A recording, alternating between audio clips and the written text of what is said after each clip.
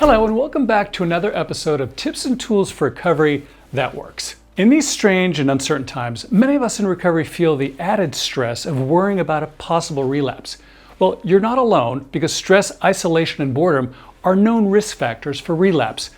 Relapses can and do often happen, and they're part of recovery itself. But instead of worrying about them, you're much better off just preparing for them. And to do that, it's a good idea to take a good look at the root causes of any relapse, and that's giving into urges. SMART Recovery has several awesome tools to help you deal with urges, including the ABC tool, the cost-benefit analysis or CBA, the DEADS tool, or the disarm method, which we'll cover on our next episode. If you haven't watched our Tips and Tools episodes about these tools, check them out. They're right here on YouTube. Regardless of what tool you use to fight urges, in this episode I want to step back and examine what urges are and what they aren't. They aren't rational, and we tend to give them way more power than they really deserve. Here are 4 common misconceptions about urges. Number 1, urges are excruciating or unbearable. Are they? Nobody ever died as a result of urges, although they may have died as a result of giving in to those urges. Urges are just thought patterns. Thought patterns you create in your mind and have learned how to control.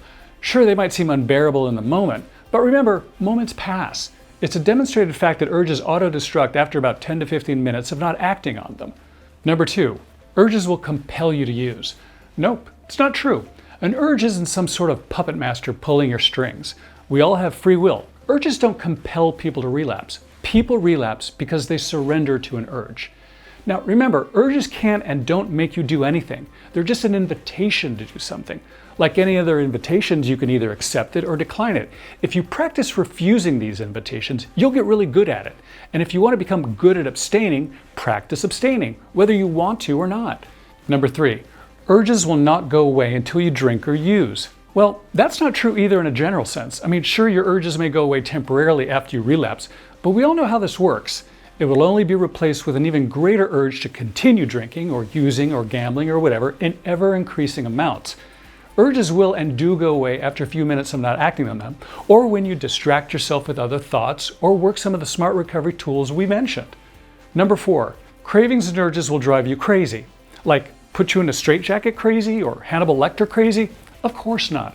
You're a rational person. Nobody can go crazy from cravings or urges. I mean, you can certainly make yourself feel crazy when you experience an urge, but feeling crazy and being crazy are totally different things. One of the great things about the SMART Recovery tools is they let you step back and examine your feelings about urges rationally before you form beliefs about them.